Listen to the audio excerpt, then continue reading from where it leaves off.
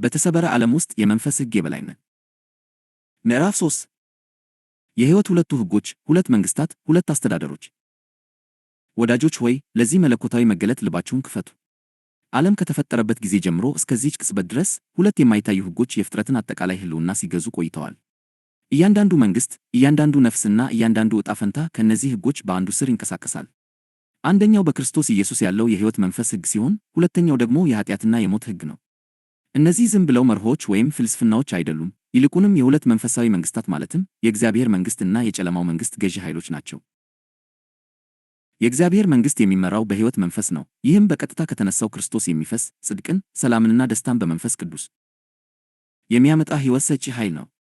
የጨለማው መንግሥት ደግሞ በኃጢአትና በሞት የሚመራ ሲሆን፣ በፍርሃት፣ በበደለኛነት፣ በኩነኔና በጥፋት አማካኝነት የሚገዛ አጥፊ ኃይል ነው።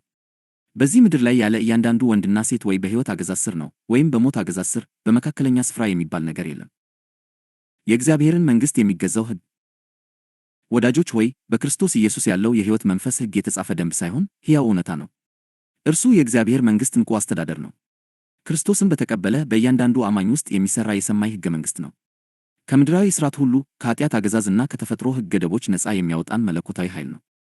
ይህ ሕግ በአፈጻጸም ላይ የተመሠረተ ሳይሆን በኢየሱስ ክርስቶስ የተፈጸመ ሥራ ላይ ባለን እምነት የሚለቀቅ ነው። ሐዋርያው ጳውሎስ እንዲህ ሲል አውቃል፣ እንግዲህ በክርስቶስ ኢየሱስ ላሉት አሁን ኩነኔ የለባቸውም። በክርስቶስ ኢየሱስ ያለው የሕይወት መንፈስ ሕግ ከኃጢአትና ከሞት ሕግ አርነት አውጥቶኛልና። ወደ ሮሜ ሰዎች ምዕራፍ 8 ቁጥር 1 እና 2። ይህ ሕግ ዳግመኛ በተወለዱት ውስጥ የሚሠራ ሕያው መንፈስ ማለትም ራሱ የተነሳው የክርስቶስ መንፈስ ነው። ሰማይን የሚገዛና ግዛቱን በምድር ላይ ባሉ አማኞች ልብ ውስጥ የሚያሰፋ ኃይል ነው። የእግዚአብሔር ፈቃድ በልጆቹ ሕይወት ውስጥ የሚገለጥበት ከተፈጥሮ በላይ የሆነ ሥርዓት ነው። የሕይወት መንፈስ ሕግ ለኃጢአት ምላሽ አይሰጥም፤ ምላሽ የሚሰጠው ለእምነት ነው። አይኮንንም፣ ነፃ ያወጣል። ፍጹምነትን አይጠይቅም፣ ሕይወትን ይሰጣል። ጽንፈ ዓለሙን ራሱን የሚደግፈው ይህ ሕግ ነው። ኢየሱስም ከሙታን ያስነሳው ያው መንፈስ አሁን ይህን መለኮታዊ አገዛዝ በሕይወታችሁ ውስጥ ያስፈጽማል። ነገር ግን ኢየሱስም ከሙታን ያስነሳው የእርሱ መንፈስ በእናንተ ዘንድ ቢኖር፣ ክርስቶስ ኢየሱስም ከሙታን ያስነሳው እርሱ በእናንተ በሚኖረው በመንፈሱ ለሚሞተው ሰውነታችሁ ደግሞ ሕይወትን ይሰጠዋል። ወደ ሮሜ ሰዎች ምዕራፍ 8 ቁጥር 11። ይህ ዝም ብሎ ቲዎሎጂ ሐሳብ ሳይሆን ለውጥ ነው። መንፈስ ሲገዛ ኃጢአት ግዛቱን ያጣል፣ ፍርሃት ይለቃል፣ ኩነኔም ድምፁን ያጣል። በዚህ ሰማያዊ ሕግ ስር ሕይወታችሁ በሁኔታዎች ሳይሆን በመለኮታዊ ዓላማ ይመራል። የሕይወት ማዕበል ሊነሳ ይችላል፣ ነገር ግን በክርስቶስ ያለው የሕይወት መንፈስ ሕግ ሰላም እንዲሰፍን ያዛል። ይህ ሕግ ለሁኔታዎች ምላሽ ሰጪ ሳይሆን ሉዓላዊ ነው። ለዓለም ሥርዓቶች አይሰግድም፣ ይልቁንም ይሽራቸዋል። ልክ የኤሮዳይናሚክስ ሕግ የምድር ስበት ሕግን እንደሚያሸንፈው ሁሉ በክርስቶስ ያለው የሕይወት መንፈስ ሕግም የኃጢአትና የሞት ሕግን ያሸንፋል። ከእንግዲህ በሽንፈት፣ በፍርሃት ወይም በበደለኛነት ስበት ኃይል አልተገደባችሁም። ወደ ላቀው መለኮታዊ ሕይወት ደረጃ ተነስታችኋል።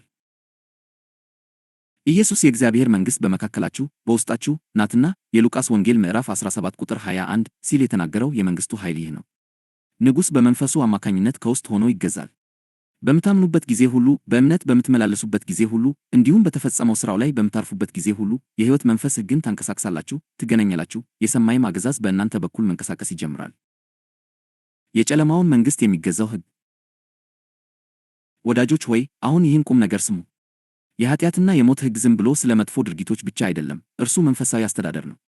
የወደቀውን ዓለም የሚገዛው የጨለማ መንግሥት የሥራ ሕግ ነው። ሰይጣን ሰዎችን በምርኮ የሚይዝበት መርህ ነው። ይህም እያንዳንዱ ኃጢአት ሞትን፣ እያንዳንዱ ውድቀት ኪሳራን፣ እያንዳንዱ ስህተት ደግሞ ኩነኔን ማምጣት ያለበት የምክንያትና ውጤት ሥርዓት ነው። አዳም ከመልካምና ክፉ ዕውቀት ዛፍ በበላ ጊዜ የገባው በዚህ ሥርዓት ውስጥ ነው። ከኅብረት ይልቅ ነፃነትን፣ ከጸጋ ይልቅ የራስን ጥረት፣ እንዲሁም ከእምነት ይልቅ ቁጥጥርን መረጠ። ይህን ባደረገበት ቅጽበት በአዲስ አስተዳደር ስር ወደቀ። ይህም በአፈጻጸም ሕይወትን እንደሚሰጥ ቃል ገብቶ ነገር ግን በበደለኛነት ሞትን የሚያስረክብ ሕግ ነው። ጳውሎስ የሞት መውጊያ ኃጢአት ነው፣ የኃጢአትም ኃይል ሕግ ነው። የመጀመሪያው ወደ ቆሮንቶስ ሰዎች ምዕራፍ 15 ቁጥር 56 ብሎ የጻፈው ለዚህ ነው። ሰይጣን ሕሊናን ለመክሰስና የሰውን ልጅ በባርነት ለመያዝ ይህንን ሕግ ይጠቀማል። የኃጢአትና የሞት ሕግ ለጠላት ሰዎችን ለማሰቃየት፣ ለመኮነንና ለማጥፋት ሕጋዊ መሠረት ይሰጠዋል። እርሱም ወድቀሃል፣ አሁን መክፈል አለብህ፣ ኃጢአት ሰርተሃል፣ አሁን መሰቃየት አለብህ እያለ በጆሮአችን ያንሾኳሽካል። የሰው ልጅም በዚህ ጨካኝ ሕግ ስር ታስሮ ዘወትር ቅጣትና ኪሳራን በመፍራት ይኖራል። ይህ ሕግ በተፈጥሯዊ አስተሳሰብና በራስ መተማመን ላይ ይሠራል። እያንዳንዱ ውጤት በሰው ጥረት ላይ የተመሠረተ ነው የሚል የምክንያትና ውጤት ሕግ ነው። በሃይማኖት፣ በፖለቲካ፣ በኢኮኖሚና በሥነ ምግባር ላይ ያሉ የዓለም ሥርዓቶችን የሚገዛ ሲሆን ሰዎች ፈጽሞ ሊያገኙት ለማይችሉት ጽድቅ፣ ሰላምና ዋስትና እንዲለፉ ያደርጋቸዋል። ነገር ግን የሰማይን የድል ጩኸት ስሙ። በክርስቶስ ኢየሱስ ያለው የሕይወት መንፈስ ሕግ ከኃጢአትና ከሞት ሕግ አርነት አውጥቶኛልና። ወደ ሮሜ ሰዎች ምዕራፍ 8 ቁጥር 2። በክርስቶስ ባመናችሁበት ቅጽበት ከአንድ አስተዳደር ወደ ሌላው ተዛውራችሁ፣ ከጨለማ ወደሚደነቅ ብርሃኑ ወጣችሁ። ከኃጢአትና ከሞት ሥልጣን ስር ወጥታችሁ ወደ መለኮታዊው የሕይወትና የጽድቅ መንግሥት ገባችሁ። ሰይጣን እናንተን የሚከስበት ሕጋዊ መሠረት አጣ፣ ምክንያቱም ከእንግዲህ የምትኖሩት በእርሱ ሕግ ሥር አይደለም። እናንተ የምትመሩት በጸጋ እንጂ በበደለኛነት አይደለም፣ በጽድቅ እንጂ በደንቦች አይደለም፣ በመንፈስ እንጂ በሥጋ አይደለም። የኃጢአትና የሞት ሕግ አሁንም የወደቀውን ዓለም ይገዛል። ለአማኙ ግን ይህ ሕግ ከፍ ባለ ፍርድ ቤት ማለትም በጸጋው ዙፋን ተሽሯል። የክርስቶስ መስቀል በሚያምኑት ሁሉ ላይ የነበረውን የኃጢአትና የሞት ሥልጣን ያበቃ ዘላለማዊ ብይን ነው። ሁለት መንግሥታት በግልጽ ንጽጽር። ወዳጆች ሆይ፣ ለእያንዳንዱ የሰው ልብ ታማኝነት የሚዋጉ ሁለት መንግሥታት አሉ። እነርሱም የእግዚአብሔር መንግሥትና የጨለማው መንግሥት ናቸው። ንጽራቸው ፍጹምና ዘላለማዊ ነው። እያንዳንዱ መንግሥት በራሱ መንፈሳዊ ሕግ ይመራል። አንዱ ወደ ሰላም ይመራል፣ ሌላው ወደ ሥቃይ። አንዱ ሕይወትን ይሰጣል፣ ሌላው ይሰርቃል፣ ይገድላል፣ ያጠፋልም። በጨለማው መንግሥት ውስጥ ሰው በማየት ይኖራል፣ በገዛ አፈጻጸሙ ሸክም ስርም ይጣጣራል። በፍርሃት በበደለኛነትና በኩነኔ ይገዛል። የኃጢአትና የሞት አስተዳደር ምሕረት የለሽ ነው። ጥረትን በድካም ይሸልማል፣ ውድቀትን ደግሞ በተስፋ መቁረጥ ይቀጣል። እያንዳንዱ ድርጊት በውጤት የሚመዘንበትና እያንዳንዱ ስህተት ክፍያ የሚጠይቅበት የመንፈሳዊ ባርነት ግዛት ነው። ነገር ግን በእግዚአብሔር መንግሥት ውስጥ ሙሉ በሙሉ ሌላ አይነት አስተዳደር አለ። እዚህ ንጉሥ የሚገዛው በጸጋና በእውነት ነው። እዚህ እምነት ፍርሃትን ይተካል፣ ሰላም ጭንቀትን ይተካል፣ ፍቅርም ኩነኔን ይተካል። የንጉሥ ትእዛዝ ምሕረት ነው። ፍርዱ ጽድቅ ነው። አስተዳደሩም የዘላለም ሕይወት ነው። ኢየሱስ እንዲህ ሲል ይህን ንጽጽር ገልጦታል። በእኔ ሰላም እንዲሆንላችሁ ይህን ተናግሬያችኋለሁ። በዓለም ሳላችሁ መከራ አለባችሁ፣ ነገር ግን አይዟችሁ፣ እኔ ዓለምን አሸንፌዋለሁ። የዮሐንስ ወንጌል ምዕራፍ 16 ቁጥር 33። የዓለም መንግሥት መከራን ያቀርባል፣ የእግዚአብሔር መንግሥት ግን ሰላምን ይሰጣል። በዓለም ውስጥ ለመኖር ትጣጣራለህ፣ በመንግሥቱ ውስጥ ግን ታርፋለህ፣ ትነግሣለህም። በዓለም ውስጥ መንገድህን በጥረህ ማግኘት አለብህ፣ በመንግሥቱ ውስጥ ግን ሁሉም ነገር በጸጋ በነጻ ትቀበላለህ። የዓለም ሕግ አድርግና ትኖራለህ ይላል። የመንግሥቱ ሕግ ግን እመንና ትኖራለህ ይላል። መስቀሉ ታላቁ የሽግግር ነጥብ ነበር። በቃልዋሪ ኢየሱስ ኃጢአትን ይቅር ማለት ብቻ ሳይሆን አጠቃላይ መንግሥትን አፈራርሷል። የጨለማ ገዢዎችን ሥልጣን ገፎ ሕዝቡን ወደ አዲስ ግዛት አዛውሯል። እርሱ ከጨለማ ሥልጣን አዳነን፣ ወደ ፍቅሩም ልጅ መንግሥት አፈለሰን። ወደ ቆላስይስ ሰዎች ምዕራፍ 1 ቁጥር 13። ሃሌሉያ! ከእንግዲህ የአሮጌው ዓለም ሥርዓት ዜጋ አይደለም። አንተ የሰማይ መንግሥት የንጉሥ አምባሳደር ነህ። በክርስቶስ ያለው የሕይወት መንፈስ አሁን ሕልውናህን ይገዛል። ከእንግዲህ በኃጢአት በሞት ወይም በፍርሃት አትገዛም። የከሳሹ ድምፅ ሥልጣኑን አጥቷል። አንተ የምትኖረው በድንጋይ ጽላት ላይ ሳይሆን በሕያው ልብህ ጽላት ላይ በመንፈስ ቅዱስ በተጻፈ አዲስ ሕገ መንግሥት ስር ነው። በኢየሱስ የተገለጠው የእግዚአብሔር መንግሥትና የሕይወት መንፈስ ሕግ። ወዳጆች ሆይ፣ ልባችሁን አንሱና ይህን የከበረ እውነት ስሙ።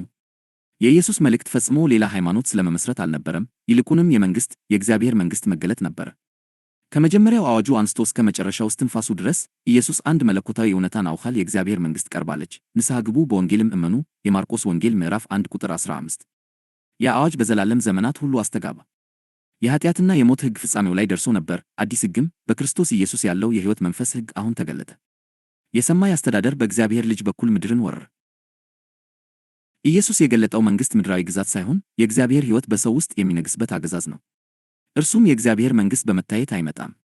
እነሆ የእግዚአብሔር መንግሥት በመካከላችሁ በውስጣችሁ ናትና። የሉቃስ ወንጌል ምዕራፍ 17 ቁጥር 20 እና 21 ሲል አወጀ። ኦ ምን አይነት መገለጥ ነው! መንግሥቱ ስለ ቤተ መቅደሶች፣ ስለ ዙፋኖች ወይም ስለ ግዛቶች አይደለም። በመንፈስ ቅዱስ በውስጣችሁ የሚደረግ አገዛዝ ነው።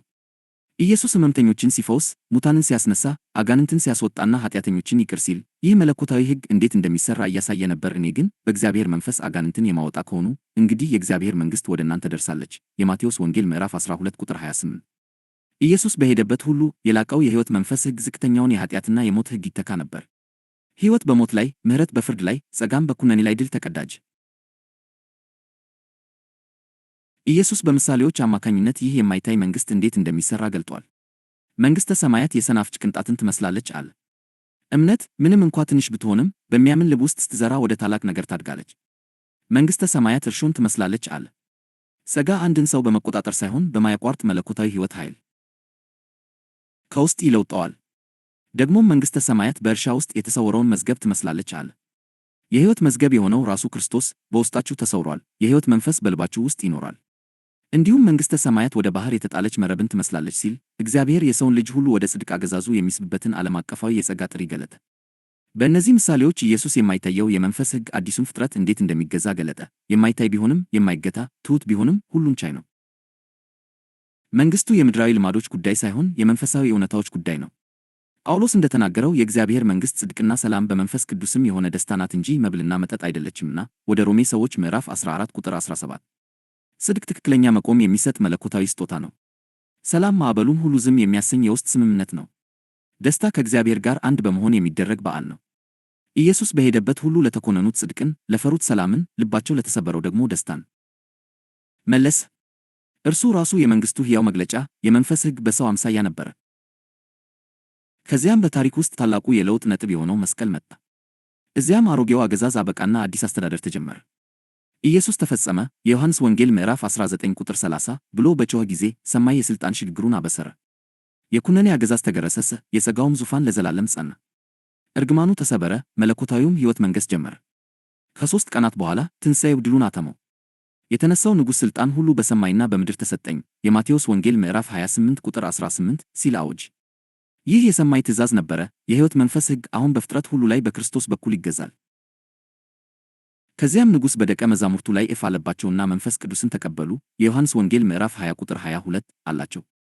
ያ መለኮታዊ እስትንፋስ የአዲስ ፍጥረት ልደትን፣ የሰማይ አስተዳደር ወደ ሰው ልብ የገባበትን ቅጽበት አመላከተ። በአብ የተስፋ ቃል የተሰጠው መንፈስ ቅዱስ የመንግሥቱ ሥራ አስፈጻሚ በእኛ ውስጥ ያለው የእግዚአብሔር አዲስ ዓለም አስተዳዳሪ ሆነ። እርሱ ያስተምራል፣ ኃይል ይሰጣል፣ እንዲሁም የንጉሡን ፍቃድ ይገልጣል። መንፈስ በሚነግሥበት ቦታ ነጻነት አለ። ጌታ ግን መንፈስ ነው፣ የጌታም መንፈስ ባለበት በዚያ አርነት፣ ነጻነት አለ። ሁለተኛው ወደ ቆሮንቶስ ሰዎች ምዕራፍ 3 ቁጥር 17። ይህ ነጻነት በሕግ ላይ ማመፅ ሳይሆን በጸጋ ስር ያለ መለኮታዊ ሥርዓት ነው። በፍርሃት ሳይሆን በፍቅር በጽድቅ የመኖር ነጻነት ነው።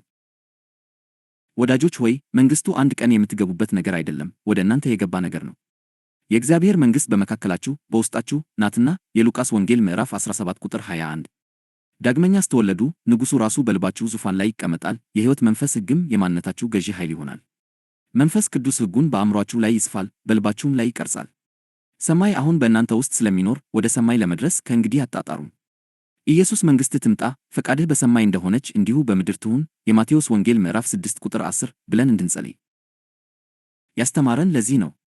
በእምነትና ለመንፈስ ቅዱስ በመታዘዝ የሰማይ ፈቃድ በሐሳባችሁ በቃላችሁና በተግባራችሁ ውስጥ ይፈሳል።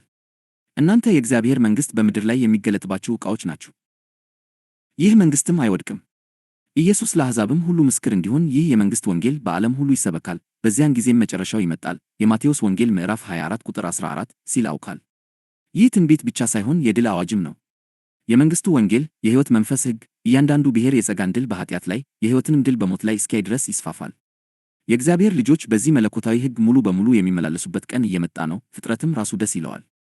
ከዚያም ትንቢቱ ይፈጸማል። የዓለም መንግሥት ለጌታችንና ለእርሱ ለክርስቶስ ሆነች፣ ለዘላለምም እስከ ዘላለም ይነግሣል። የዮሐንስ ራእይ ምዕራፍ 11 ቁጥር 15። ወዳጆች ሆይ ኢየሱስ ስለ መንግሥቱ ያስተማረው ነገር ሁሉ ከጳውሎስ መገለጥ ጋር ፍጹም ይስማማል። በክርስቶስ ኢየሱስ ያለው የሕይወት መንፈስ ሕግ ከኃጢአትና ከሞት ሕግ አርነት አውጥቶኛልና። ይህ በውስጣችሁ ያለው መንግሥት ነው። በሰው እጅ የተሠራ ሳይሆን በመንፈስ የተወለደ ነው። የጸጋ አገዛዝ እንጂ የሕግ አገዛዝ አይደለም። የሕይወት ኃይል እንጂ የሞት ባርነት አይደለም። የፍቅር አስተዳደር እንጂ የፍርሃት አይደለም። በመንፈሱ በተሞሉ ወንዶችና ሴቶች ልጆች አማካኝነት የሚገለጥ የሰማይ መንግሥት ነው። ደስ ይበላችሁ ወዳጆች ሆይ፣ ንጉሥ በመንፈሱ ይነግሣል፣ መንፈሱም በእናንተ በኩል ይነግሣል። የእግዚአብሔር መንግሥት በውስጣችሁ ሕያው ናት። እሷም በማንነታችሁ ውስጥ የምትፈስ፣ ሞትን የምታሸንፍ፣ ፍርሃትን ዝም የምታሰኝና በምድር ላይ ሰማይን የምታቆም መለኮታዊ የሕይወት ወንዝ ናት። ሃሌሉያ! መስቀሉ አንዱ አስተዳደር አብቅቶ ሌላው የጀመረበት ስፍራ። ወዳጆች ሆይ የኢየሱስ ክርስቶስ መስቀል የሥቃይ ምልክት ብቻ አይደለም። እርሱ አንዱ መንግሥት ከሥልጣኑ ወርዶ ሌላው ለዘላለም የነገሰበት የዘላለም የችሎት ስፍራ ነው። መስቀሉ የአስተዳደሮች የጦር ሜዳ ነበር። የጨለማው መንግሥት አጠቃላይ ሕጋዊ መዋቅር የሆነው የኃጢአትና የሞት ሕግ የመጨረሻ ፍርዱን ያገኘው እዚያ ነው። በዚያ መስቀል ላይ ክርስቶስ አሮጌውን ሕግ አጠፋ፣ ረሸነ፣ የጸጋና የሕይወትን ዘላለማዊ አስተዳደርም መረቀ። ኢየሱስ ተፈጸመ፣ የዮሐንስ ወንጌል ምዕራፍ 19 ቁጥር 30 ብሎ በጮኸ ጊዜ ምድራዊ ሥቃዩ ማብቃቱን ብቻ እያበሰረ አልነበረም። በኃጢአትና በሞት የሚመራው አሮጌው የዓለም ሥርዓት ማብቃቱን እያወጀ ነበር። የጨለማው ግዛት ሥልጣኑን ማጣቱንና በእኛ ላይ ተጽፎ የነበረው ትእዛዝ ሁሉ በመስቀሉ ላይ እንደተቸነከረ እያበሰረ ነበር። የዚህን እውነት ነጎድጓድ ስሙ በእኛ ላይ የነበረውን የሚቃወምንም በትእዛዝ የተጻፈውን የዕዳ ጽሕፈት ደመሰሰው፣ እርሱንም በመስቀል ላይ ጠርቆ ከመንገድ አስወግዶታል። አለቅነትንና ሥልጣናትን ገፎ በክርስቶስ እያሸነፋቸው በግልጥ አሳያቸው። ወደ ቆላስይስ ሰዎች ምዕራፍ 2 ቁጥር 14 እና 15። ሃሌሉያ! መስቀሉ ነፃነታችሁ በሕግ የጸደቀበት ስፍራ ነው። ሰይጣን በሰው ልጅ ላይ የነበረው ሕጋዊ ይገባኛል ጥያቄ ለዘላለም የተሰረዘው እዚያ ነው። የኢየሱስ ደም ኃጢአታችሁን ይቅር ማለት ብቻ ሳይሆን ተቃዋሚው እናንተን ለመክሰስ ያለውን መብት ገፎታል። አሮጌው የኩነኔ አስተዳደር ተገርሷል፣ አዲሱ የጽድቅ አስተዳደርም ቆሟል። ጳውሎስ ነገር ግን ዓለም ለእኔ የተሰቀለበት እኔም ለዓለም የተሰቀልሁበት ከጌታችን ከኢየሱስ ክርስቶስ መስቀል በቀር ሌላ ትምክህት ከእኔ ይራቅ ወደ ገላትያ ሰዎች ምዕራፍ 6 ቁጥር 14 ብሎ በድፍረት ሊያውጅ የቻለው ለዚህ ነው። በመስቀሉ ላይ እናንተ ለዓለም ሥርዓት ተሰቅላችኋል። የኃጢአትና የሞት ሕግ በእናንተ ላይ ያለውን ሥልጣን ጁሪስዲክሽን አጥቷል። እናንተ የሕይወት መንፈስ በሚያምኑት ሁሉ ላይ ወደሚገዛበት ወደ ልጁ መንግሥት ተዛውራችኋል። መስቀሉ በሁለት ዓለማት መካከል ያለ ድንበር ነው፣ በኃጢአት የሚመራው አሮጌው ዓለምና በጸጋ የሚመራው አዲሱ ዓለም። በእርሱ በኩል ለመጀመሪያው ሞታችኋል፣ ለሁለተኛው ተነስታችኋል። ኢየሱስ ከሙታን ሲነሳ ዝም ብሎ ወደ ሕይወት አልተመለሰም። እርሱ የአዲስ ፍጥረት በኩር ሆኖ ተነሳ። አዲስ ዘር ተወለደ። እርሱም በሥጋ ሳይሆን በመንፈስ፣ በኩነኔ ሳይሆን በጽድቅ፣ ሞትን በመፍራት ሳይሆን በሕይወት ኃይል የሚመራ ሕዝብ ነው። እያንዳንዱ አማኝ መስቀሉ የታሪካችሁ መጨረሻ ሳይሆን የግዛታችሁ ጅምር መሆኑን መረዳት አለበት። የጸጋው ዙፋን የቆመበትና የሕይወት መንፈስ ልባችሁን መግዛት የጀመረበት ስፍራ ነው። ከእንግዲህ በአሮጌው አገዛዝ ሥር አይደላችሁም። የምትኖሩት በጽድቅና በሰላም በሚነግሠው የዘላለም ንጉሥ በክርስቶስ አስተዳደር ሥር ነው። ከመሠረታዊ ትምህርት ወደ ንጉሣዊ ማንነት። ወዳጆች ሆይ፣ ዓለም አሁንም መጽሐፍ ቅዱስ የዚህ ዓለም መሠረታዊ ትምህርት ብሎ በሚጠራቸው ማለትም አትያዝ፣ አትቅመስ፣ አትንካ በሚሉ ጥልቀት በሌላቸው መሠረታዊ መመሪያዎች ትመራለች። እነዚህ ራስን የመጠበቅና የሰው አፈጻጸም ሕጎች ናቸው። ክርስቶስን የማያውቁትንና አሁንም በተፈጥሯዊ የምክንያትና ውጤት ሥርዓት ውስጥ የሚኖሩትን ይገዛሉ። እኛ ግን በክርስቶስ ከነዚህ መሠረታዊ መርሆች እጅግ በላይ ከፍ ብለን ተነስተናል። ከመሠረታዊ ትምህርት ወደ ንጉሣዊ ማንነት ተሻግረናል። ሐዋርያው ጳውሎስ የቆላስይስ ቤተ ክርስቲያን ወደ እነዚህ መሠረታዊ ቁጥጥሮች እንዳይመለሱ እንዲህ ሲል አስጠንቅቋል። እንደ ክርስቶስ ሳይሆን እንደ ሰው ወግና እንደ ዓለማዊ መጀመሪያ ትምህርት ባለ በፍልስፍና በከንቱም መታለል ማንም እንዳይማርካችሁ ተጠበቁ። በእርሱ የመለኮት ሙላት ሁሉ በሰውነት ተገልጦ ይኖራልና ለአለቅነትና ለሥልጣንም ሁሉ ራስ በሆነ በእርሱ ሆናችሁ ተሞልታችኋል። ወደ ቆላስይስ ሰዎች ምዕራፍ 2 ቁጥር 8 እስከ 10። በክርስቶስ እናንተ ሙሉ ናችሁ። የሚጨመር ምንም ነገር የለም፣ የሚጠበቅ ሕግም ሆነ የሚፈጸም ሥርዓት የለም። ከእርሱ ጋር አንድ በሆናችሁበት ቅጽበት ከመለኮታዊ ተፈጥሮ ሙላት ወረሳችሁ፣ ወደ ፍጹም የጸጋ አስተዳደሩን ገባችሁ። የአፈጻጸም የፍርሃትና የቅጣት ደካማ ሥርዓቶች የሆኑት የዓለም መሠረታዊ ትምህርቶች ከእንግዲህ እናንተን አይመለከቱም። ጳውሎስ በመቀጠል እንዲህ ያለ ከዓለማዊ መጀመሪያ ትምህርት ርቃችሁ ከክርስቶስ ጋር ከሞታችሁ እንደ ዓለም የምትኖሩ ስለምን አትያዝ፣ አትቅመስ፣ አትንካ ለሚሉ ለሰው ትእዛዝና ትምህርት እንደሚታዘዙት ለሥርዓት ትገዛላችሁ። እነዚህ ሁሉ በመደረጋቸው ሊጠፉ ተወስነዋልና። ወደ ቆላስይስ ሰዎች ምዕራፍ 2 ቁጥር 20 እስከ 22። ወዳጆች ሆይ፣ ይህን የመንፈስ ጩኸት ስሙ። እናንተ ለአሮጌው የኑሮ ዘይቤ ሞታችኋል። ከእንግዲህ በፍርሃት አትተዳደሩም ወይም በዓለም ግምት አትመሩም። እናንተ የተመረጠ ትውልድ፣ የንጉሥ ካህናት፣ ቅዱስ ሕዝብ እንዲሁም በላቀ ሕገ መንግሥት ማለትም በክርስቶስ ባለው የሕይወት መንፈስ ሕግ የምትመሩ የሰማይ ዜጎች ናችሁ። ወደ ዓለም መሠረታዊ ትምህርቶች መመለስ ማለት ከጸጋው ዙፋን ወርዶ ወደ መጣር ወህኒ ቤት መመለስ ማለት ነው። ብዙ አማኞች ንጉሣዊ ማንነታቸውን ባለማወቃቸው አሁንም ከክርስቶስ ጋር በተሰቀሉ ተፈጥሯዊ ሕጎች ሥር እንደ ተራ ሰው ይኖራሉ። ሰላማቸውን በአፈጻጸማቸው፣ በረከታቸውን በባሕሪያቸው፣ መቆማቸውንም በስኬታቸው ይለካሉ። ነገር ግን በእግዚአብሔር መንግሥት ውስጥ የሕይወት መለኪያው እምነት እንጂ ጥረት አይደለም፣ ጸጋ እንጂ ስኬት አይደለም፣ ፍቅር እንጂ ድካም አይደለም። በዚህ አዲስ የመንግሥት አስተዳደር ውስጥ አማኝ ተቀምጧል እንጂ አይጣጣርም። እናንተ የምትነግሥት በማረፍ እንጂ በሕጎች አይደለም። እናንተ በዚህ መንግሥት ውስጥ ተገዢዎች አይደላችሁም፣ ከክርስቶስ ጋር ወራሾች ናችሁ። በክርስቶስ ያለው የሕይወት መንፈስ ሕግ የሚገዛው በውድቀት ፍርሃት ሳይሆን በፍቅር ፍሰት ነው። ጉዳትን እንድትሸሹ አይጠይቃችሁም፣ ይልቁንም ምንም አይነት ጉዳት ሊያሸንፋችሁ እንደማይችል ያውጃል። እነሆ እባቡንና ጊንጡን ትረግጡ ዘንድ በጠላትም ኃይል ሁሉ ላይ ሥልጣን ሰጥቻችኋለሁ፣ የሚጎዳችሁም ምንም የለም። የሉቃስ ወንጌል ምዕራፍ 10 ቁጥር 19። ይህ የንጉሾቹ ንጉሣዊ አዋጅ ነው። እናንተ ከመሠረታዊ ትምህርት ወደ ንጉሣዊ ማንነት፣ ከፍርሃት ወደ ሥልጣን፣ ከመጣር ወደ ግዛት ተሻግራችኋል። የተቀመጣችሁበት ዙፋን በጸጋ መሠረት ላይ የተገነባ ነው። በእጃችሁ ያለው በትርም የእምነት ኃይል ነው። እናንተ ነፃ ናችሁ፣ ትነግሣላችሁም። ለእግዚአብሔር ለዘላለም ክብር ይሁን።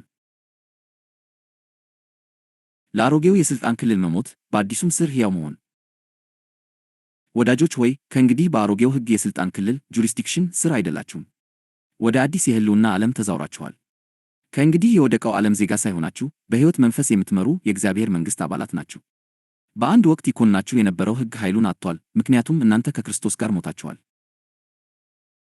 እንዲሁ ወንድሞቼ ሆይ እናንተ ደግሞ ለሌላው ከሙታን ለተነሳው ለእግዚአብሔር ፍሬ እንድናፈራ በክርስቶስ ሥጋ ለሕግ ተገድላችኋል፣ ሞታችኋል። ወደ ሮሜ ሰዎች ምዕራፍ 7 ቁጥር 4። ዳግመኛ ስትወለዱ ዝም ብሎ ይቅርታ ማግኘት ብቻ አይደለም ያገኘችሁት፣ በሕግ አግባብ ከአሮጌው አገዛዝ ተለይታችኋል። የኃጢአትና የሞት ሕግ በእናንተ ላይ ምንም አይነት ይገባኛል ጥያቄ የለውም። ለጥያቄዎቹ ሞታችኋል፣ በመንፈስም ለእግዚአብሔር ሕያዋን ናችሁ። የጸጋ አስተዳደር አሁን ልባችሁን ይገዛል፣ የሚመራችሁም በውጫዊ ደንቦች ሳይሆን በውስጣዊ ሕይወት ነው። አሁን ግን ለእርሱ ለታሰርንበት ስለ ሞትን ከሕግ ተፈተናል። ስለዚህም በአዲሱ በመንፈስ ባሕሪ እንገዛለን እንጂ በአሮጌው በፊደል ባሕሪ አይደለም። ወደ ሮሜ ሰዎች ምዕራፍ 7 ቁጥር 6። አሮጌው ሥርዓት ጥረትን ይጠይቅ ነበር፣ አዲሱ ሥርዓት ግን ፍሬን ያፈራል። አሮጌው ሥርዓት መታዘዝን ያዝ ነበር፣ አዲሱ ሥርዓት ግን ለውጥን ይሰጣል። አሮጌው ሥርዓት ፍጹምነትን ይጠይቅ ነበር፣ አዲሱ ሥርዓት ግን ኃይልን ያቀርባል። በክርስቶስ ያለው የሕይወት መንፈስ ሕግ የደንቦች ስብስብ ሳይሆን በውስጣችሁ የሚሠራ መለኮታዊ ሕይወት ነው። እርሱ በእናንተ ውስጥ የሚኖር ራሱ ክርስቶስ ነው። ስለ በጎ ፈቃዱ መፈለግንም ማድረግንም በእናንተ የሚሠራ እግዚአብሔር ነውና። ወደ ፊልጵስዩስ ሰዎች ምዕራፍ 2 ቁጥር 13። ለእግዚአብሔር ክብር ይሁን። እናንተ እግዚአብሔርን ደስ ለማሰኘት ከእንግዲህ አትጣጣሩም፣ እግዚአብሔር ራሱ በእናንተ ውስጥ እየሠራ ነው። በውስጣችሁ ያለው መንፈስ ከውጭ ያለው ሕግ ፈጽሞ ሊያሳካው ያልቻለውን ይፈጽማል። እናንተ ጻድቅ ለመሆን እየሞከራችሁ አይደለም፣ እናንተ በክርስቶስ የእግዚአብሔር ጽድቅ ናችሁ። ይህ አዲስ የሥልጣን ክልል የአስተያየቶች ዲሞክራሲ አይደለም። ኢየሱስ የበላይ ሆኖ የሚነግሥበት፣ መንፈሱም ከውስጥ ሆኖ የሚያስተዳድርበት መለኮታዊ ንግሥና ነው። ንጉሥ የሚገዛው በፍርሃት ወይም በማስገደድ ሳይሆን በፍቅርና በመገለጥ ነው። በዚህ መንግሥት ሥር መታዘዛችሁ የሚመነጨው ከደስታ እንጂ ከግዴታ አይደለም፣ ከምስጋና እንጂ ከበደለኛነት ስሜት አይደለም። በዚህ አዲስ ሕግ ሥር መኖር ማለት በመለኮታዊ ዕረፍት ውስጥ መመላለስ ማለት ነው። ከእንግዲህ ለኃጢአት ምላሽ ሰጪ አይደላችሁም፣ ይልቁንም ለጸጋ ምላሽ ሰጪ ናችሁ። ከእንግዲህ በቂ ሆናችሁ ለመገኘት አትሞክሩም፣ ደግነቱ በእናንተ በኩል እንዲፈስ እየፈቀዳችሁ ነው። እያንዳንዱ የጽድቅ ፍሬ የሚገኘው ከክርስቶስ ጋር ካላችሁ አንድነት ነው። ወዳጆች ሆይ ይህ እውነት በነፍሳችሁ ውስጥ ስር ይስደድ። እናንተ ለአሮጌው የሥልጣን ክልል ሞታችኋል። የኃጢአትና የሞት ሕግ ከእንግዲህ ዕጣ ፈንታችሁን አይገዛም። ዳኛው መዝገቡን ዘግቶታል፣ ከሳሹ ፈቃዱን አጥቷል፣ የታሪክ ማኅደራችሁም ለዘላለም ጸድቷል። እናንተ ለእግዚአብሔር ሕያዋን ናችሁ። በሕይወት መንፈስ ትመራላችሁ፣ ትመሰኛላችሁ፣ በጸጋውም ትደገፋላችሁ። እጆቻችሁን አንሱና እንዲህ ብላችሁ አውጁ፣ እኔ ከኃጢአትና ከሞት ሕግ ነፃ ነኝ። በክርስቶስ ኢየሱስ ባለው የሕይወት መንፈስ ሕግ ስር ሕያው ነኝ። አልታሰርኩም፣ ተባርኬአለሁ። አልተኮነንኩም፣ ዘውድ ተጭኖልኛል። ለመኖር ከእንግዲህ አልጣጣርም፣ በክርስቶስ በኩል በሕይወት እነግሣለሁ። ለዘላለም ለሚነግሠው በግ ክብር ይሁን። ሃሌሉያ! በጸጋ የተገኙ ልጆች እንጂ በፍርሃት የተያዙ ባሪያዎች አይደለን። ወዳጆች ሆይ የሰማይ ጥሪ ስሙ። የእግዚአብሔር መንግሥት የባሪያዎች ሥርዓት ሳይሆን የልጆች ቤተሰብ ነው። በክርስቶስ ያለው የሕይወት መንፈስ ሕግ በፍርሃት ምክንያት የሚታዘዙ የሚፈሩ አገልጋዮችን አያፈራም። ይልቁንም በፍቅር የሚኖሩ ልጆችን ያፈራል። የመንግሥቱ አስተዳደር እምብርት ይኸው ነው፣ ደንብ ሳይሆን ግንኙነት፣ ፍርሃት ሳይሆን ኅብረት፣ በደለኛነት ሳይሆን ጸጋ። በአሮጌው ሕግ ማለትም በኃጢአትና በሞት ሕግ ስር ሰዎች ቅጣትን በመፍራት እንደ ተንቀጠቀጡ አገልጋዮች እግዚአብሔርን ያገለግሉ ነበር። በአዲሱ ሕግ ማለትም በሕይወት መንፈስ ሕግ ስር ግን ሰዎች ተቀባይነት እንዳላቸው በመተማመን እንደ ልጆች እግዚአብሔርን ያገለግላሉ። አንዱ አስተዳደር በባርነት ይይዛል፣ ሌላው በልጅነት ይቀበላል። አንዱ ይጠይቃል፣ ሌላው ይሰጣል። አንዱ ያስፈራራል፣ ሌላው ይባርካል። ሐዋርያው ጳውሎስ በመለኮታዊ ግልጽነት እንዲህ ሲል ይጽፋል፣ እንዲሁ እኛ ደግሞ ሕፃናት ሳለን ከዓለም መጀመሪያ ትምህርት በታች ተገዝተን በባርነት ነበርን። ነገር ግን የዘመኑ ፍጻሜ በደረሰ ጊዜ እግዚአብሔር ከሴት የተወለደውን ከሕግም በታች የተወለደውን ልጁን ላከ፣ እንደ ልጆች እንሆን ዘንድ ከሕግ በታች ያሉትን ይዋጅ ዘንድ። ወደ ገላትያ ሰዎች ምዕራፍ 4 ቁጥር 3-5። ደግሞም አባ አባት ብለን የምንጮህበትን የልጅነት መንፈስ ተቀበላችሁ እንጂ እንደገና ለፍርሃት የባርነትን መንፈስ አልተቀበላችሁምና። ወደ ሮሜ ሰዎች ምዕራፍ 8 ቁጥር 15። ይህ ምን ዓይነት የከበረ ነፃነት ነው! እናንተ ምሕረትን የምትለምኑ ባሪያዎች አይደላችሁም፣ በጸጋ ውስጥ የቆማችሁ ልጆች ናችሁ እንጂ። በውስጣችሁ ያለው የሕይወት መንፈስ የአባት መሆናችሁን ዘወትር ይመሰክራል።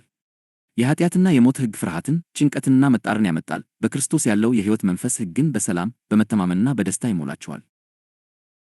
በዚህ የላቅ አስተዳደር ስር መሪ ኃይላችሁ ፍቅር እንጂ ፍርሃት አይደለም። ፍርሃት መታዘዝን ሊያመጣ ይችላል፣ ነገር ግን ለውጥን የሚያመጣው ፍቅር ብቻ ነው። ፍርሃት ለጥቂት ጊዜ ባህሪን ሊቀይር ይችላል፣ ፍቅር ግን ተፈጥሮን ለዘላለም ይለውጣል። እግዚአብሔር አባታችሁ መሆኑን ስታውቁ ፍርዱን አትፈሩም፣ ይልቁንም ልቡን ትታመናላችሁ። ለዚህ ነው ቅዱስ ቃሉ እንዲህ የሚለው ፍርሃት በስቃይ ነውና በፍቅር ፍርሃት የለም። ፍጹም ፍቅርም ፍርሃትን አውጥቶ ይጥላል። የሚፈራም ሰው ፍቅሩ ፍጹም አይደለም። የመጀመሪያው የዮሐንስ መልእክት ምዕራፍ 4 ቁጥር 18። የእግዚአብሔር መንግሥት የሚሠራው በስቃይ ሳይሆን በየዋህነት ነው። የመንፈስ ቅዱስ አስተዳደር የመለኮታዊ ፍቅር አገዛዝ ነው። ፍቅር ደግሞ ልጆች ሊጎለምሱ የሚችሉበት ብቸኛው ድባብ ነው። የሕይወት መንፈስ ፍርሃትን ፈጽሞ ያስወግዳል። ስለዚህም መታዘዛችሁ የሚመነጨው ከቅርብ እንጂ ከማስፈራራት አይደለም። አባ አባት ብላችሁ ስትጮኹ በጸጋ መንግሥት ውስጥ ያላችሁ ዜግነት ታውጃላችሁ። ከእንግዲህ በነርሱ የሥልጣን ክልል ስር እንዳልሆናችሁ ለጨለማ ኃይላት ሁሉ ታበስራላችሁ። በኃጢአት ወይም በኀፍረት አትገዙም፣ ይልቁንም ከክርስቶስ ጋር አንድ በሚያደርጋችሁ በሕይወት መንፈስ ትገዛላችሁ። የኃጢአትና የሞት ሕግ ባሪያ ነህ፣ ተቀባይነት ለማግኘት መጣር አለብህ ይላል። የሕይወት መንፈስ ሕግ ግን ልጅ ነህ፣ ቀድሞውኑ ተቀባይነት አግኝተሃል ይላል። ይህ እውነት በልባችሁ ውስጥ ያስተጋባ። ተቀባይነት ለማግኘት እየሠራችሁ አይደለም፣ ተቀባይነት ስላላችሁ እየሠራችሁ ነው እንጂ። አንድ ነገር ለመሆን እየተጣጣራችሁ አይደለም፣ ቀድሞውኑ በሆናችሁት ማንነት ላይ እያረፋችሁ ነው እንጂ። በባርነት ሥር አይደላችሁም፣ በበረከት ሥር ናችሁ እንጂ። እግዚአብሔር ጋር ለመድረስ እየሞከራችሁ አይደለም፣ እግዚአብሔር በክርስቶስ በኩል እናንተ ጋር ደርሷል እንጂ። ወዳጆች ሆይ፣ ንጉሥ የሚደሰተው በልጆች እንጂ በባሪያዎች ለመግዛት አይደለም። ስለዚህ በማንነታችሁ ተነች። በፍቅር አስተዳደር ሥር እንደ ንጉሣዊ ወራሽ ተመላለሱ። የእግዚአብሔር ልጆች በፍርድ ፍርሃት ሳይሆን መንፈሱ አሁን በውስጣቸው በሚነግሥበት በኢየሱስ ክርስቶስ እምነት በነጻነት እንደሚኖሩ ዓለሚ። የናሱ እባብ የአስተዳደራዊ ሽረት ኦቨርራይድ ምሳሌ። ወዳጆች ሆይ፣ በናሱ እባብ ታሪክ ውስጥ የተሰወረውን የመስቀሉን ኃይል ተመልከቱ። ይህ በእስራኤል የምድረ በዳ ጉዞ ውስጥ የታየው ጥንታዊ ትዕይንት የሕይወት መንፈስ ሕግ የኃጢአትንና የሞትን ሕግ እንዴት እንደሚሽር ከሚያሳዩ እጅግ ግልጽ መግለጫዎች አንዱ ነው። እስራኤል በእግዚአብሔር ላይ አምጾ ነበር። መርዛማ እባቦችም በመካከላቸው መጥተው በሰፈሩ ውስጥ ሞትን አመጡ። ተፈጥሮአዊ የምክንያትና ውጤት ሕግ ሙሉ በሙሉ ሥራ ላይ ነበር። ኃጢአት ፍርድን አመጣ፣ ዓመፅም ሞትን አመጣ። ሕዝቡም ኃጢአት ሰርተናል በማለት በተስፋ መቁረጥ ጮኹ፣ ጥፋትንም ይጠብቁ ነበር። ነገር ግን እግዚአብሔር ምሕረቱን ገለጠ፣ የላቀ ሕግንም አስተዋወቀ። እግዚአብሔርም ሙሴን እባብን ሰርተህ በዓላማ ላይ ስቀል፣ የተነደፈውም ሁሉ ሲያያት በሕይወት ይኖራል አለው። ሙሴም የናስ እባብ ሰርቶ በዓላማ ላይ ሰቀለ፣ እባብም የነደፈው ሰው ሁሉ የናሱን እባብ ባየ ጊዜ በሕይወት ይኖር ነበር። የዘኍልቍ መጽሐፍ ምዕራፍ 21 ቁጥር 8 እና 9። ምን አይነት ጸጋ! ምን አይነት ኃይል ነው! ከእባቦቹ ጋር እንዲዋጉ ሃይማኖታዊ ሥርዓቶችን እንዲፈጽሙ ወይም ስህተቶቻቸውን እንዲያርሙ ከመጠየቅ ይልቅ እግዚአብሔር ቀላል የሆነ የእምነት ተግባር አቀረበላቸው። እዩና በሕይወት ኑሩ። ይህ በሥራ ላይ ያለ የሕይወት መንፈስ ሕግ ነው። ዝቅተኛው ሕግ ኃጢአት ሰርተሃል፣ ስለዚህ ትሞታለህ ይላል። የላቀው ሕግ ግን እመን፣ በሕይወትም ትኖራለህ ይላል። ኢየሱስ ራሱ ይህን ምስጢር እንዲህ ሲል ገልጦታል። ሙሴም በምድረ በዳ እባብን እንደሰቀለ እንዲሁ በእርሱ የሚያምን ሁሉ የዘላለም ሕይወት እንዲኖረው እንጂ እንዳይጠፋ የሰው ልጅ ሊሰቀል ይገባዋል። የዮሐንስ ወንጌል ምዕራፍ 3 ቁጥር 14 እና 15።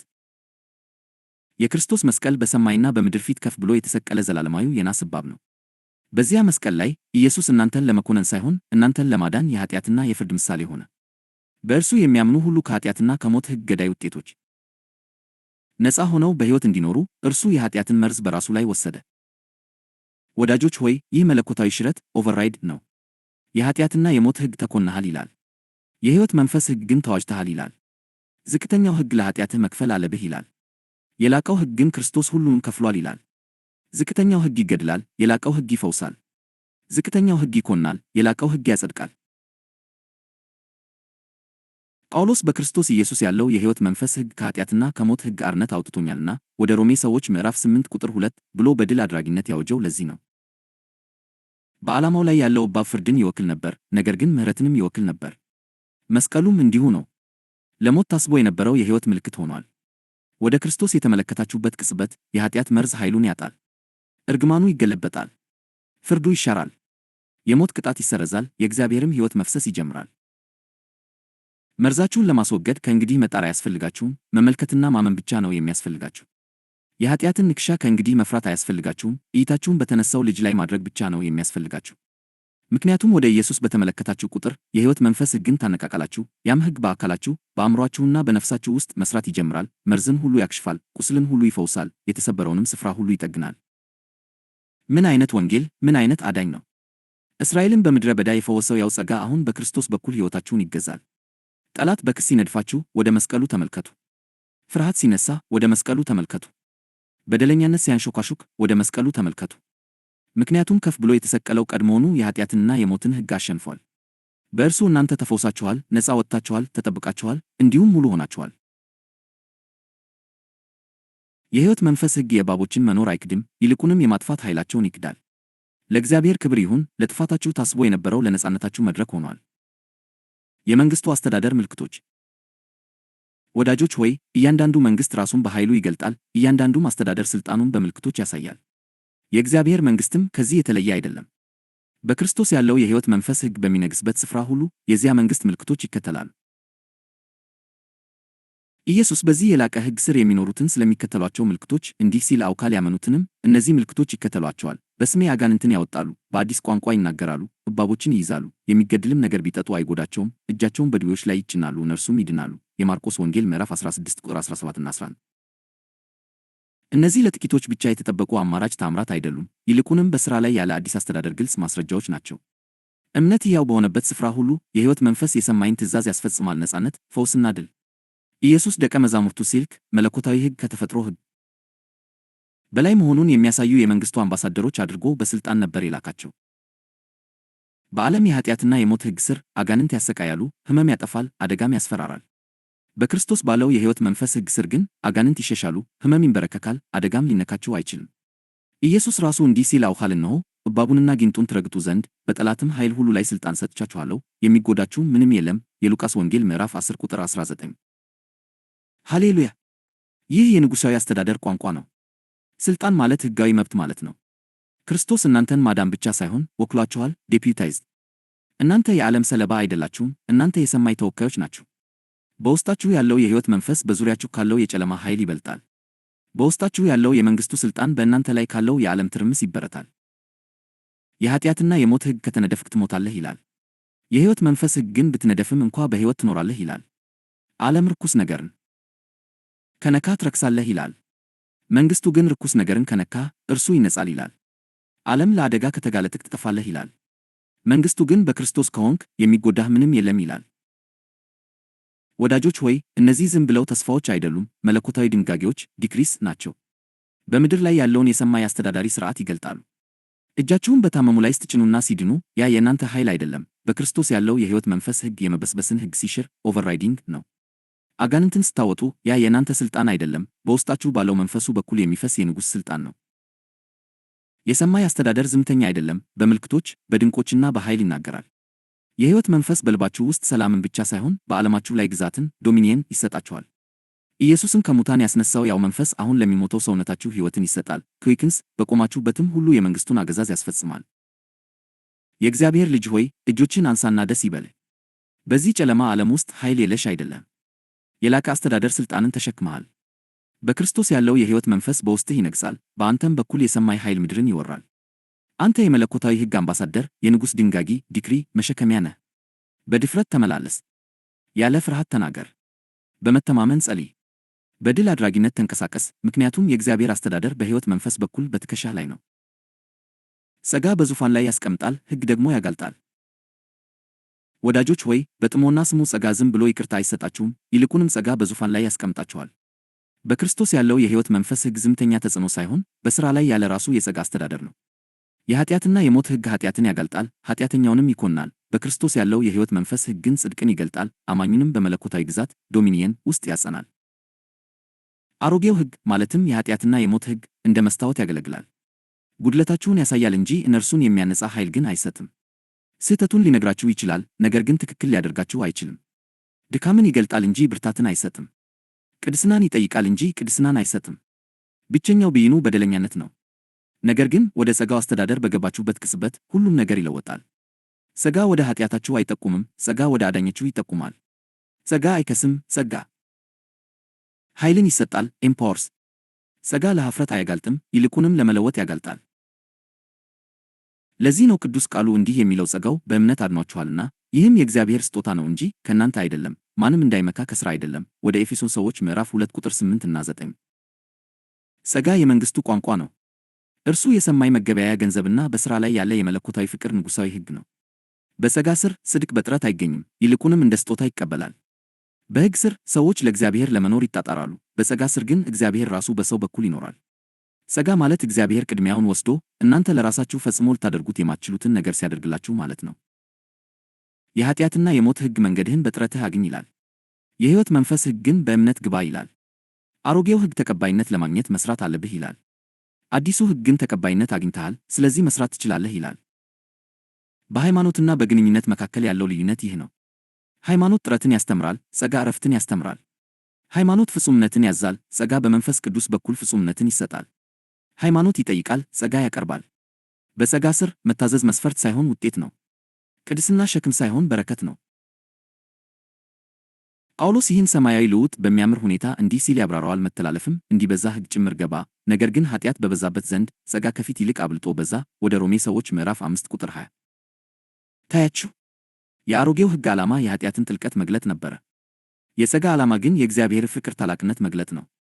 ኃጢአት በጨመረበት ስፍራ ጸጋ ይበልጥ ይጨምራል። ኩነኔ በገነነበት ስፍራ ምሕረት ይበልጥ ይናገራል። የጨለማው መንግሥት በሚገድል ማጋለጥ ይሠራል፣ የእግዚአብሔር መንግሥት ግን በሚፈውስ መገለጥ ይሠራል። ጸጋ የመንግሥቱ ዙፋን ነው፣ የሕይወት መንፈስ ደግሞ አስተዳዳሪ ኃይሉ ነው። እናንተ ከእንግዲህ በፍርሃት ሳይሆን በሞገስ ተቀምጣችኋል። የምትንግሥት በብቃታችሁ ሳይሆን በምሕረቱ ነው። ጳውሎስ በድል አድራጊነት እንዲህ ብሎ ያወጀው ለዚህ ነው። በአንዱም መተላለፍ ሞት በአንዱ በኩል ከነገሰ፣ ይልቁን የጸጋን ብዛትና የጽድቅን ስጦታ በሙላት የሚቀበሉ በአንዱ በኢየሱስ ክርስቶስ በኩል በሕይወት ይነግሣሉ። ወደ ሮሜ ሰዎች ምዕራፍ 5 ቁጥር 17። ወዳጆች ሆይ ጸጋ በደጅ ላይ ያለ አገልጋይ አያደርጋችሁም፣ በዙፋን ላይ ያለ ገዢ ያደርጋችኋል እንጂ። በረከትን የምትለምኑ ለማኝ አያደርጋችሁም፣ የሕይወት አከፋፋይ ያደርጋችኋል እንጂ። የምትነግሥት እናንተ ጠንካራ ስለሆናችሁ ሳይሆን በክርስቶስ ኢየሱስ ላለው የሕይወት መንፈስ ስለተገዛችሁ ህልደድ ነው። እውነተኛው የመንግሥቱ አስተዳደር ይህ ነው፣ እርሱም በመንፈስ ቅዱስ የሆነ የጽድቅ የሰላምና የደስታ አገዛዝ ነው። አዲስ ልደት በአዲስ ፈቃድ ስር። ለእግዚአብሔር ክብር ይሁን። ዳግመኛ ስትወለዱ ዝም ብላችሁ ሃይማኖትን አልተቀላቀላችሁም፣ ይልቁንም ወደ መንግሥት ገባችሁ። በአዲስ አስተዳደር ስር ተወለዳችሁ፣ በአዲስ ፈቃድ ተወለዳችሁ፣ እንዲሁም በአዲስ መንፈስ አማካኝነት ተወለዳችሁ። እናንተ ከእንግዲህ የሰው ጥረት ውጤት ሳይሆናችሁ የመለኮታዊ ዓላማ ፍጥረት ናችሁ። የእግዚአብሔር መንግሥት ዳግም ልደት በሚባለው በዚህ ተአምር አማካኝነት ትሠራለች። ይህም በክርስቶስ ወዳለው የሕይወት መንፈስ ሕግ ውስጥ መግቢያ ሕጋዊ ነጥብ ነው። ያዕቆብ እንዲህ ሲል ይጽፋል፣ ለፍጥረቱ የበኩር ዓይነት እንድንሆን በገዛ ፈቃዱ በእውነት ቃል ወለደን። የያዕቆብ መልእክት ምዕራፍ 1 ቁጥር 18።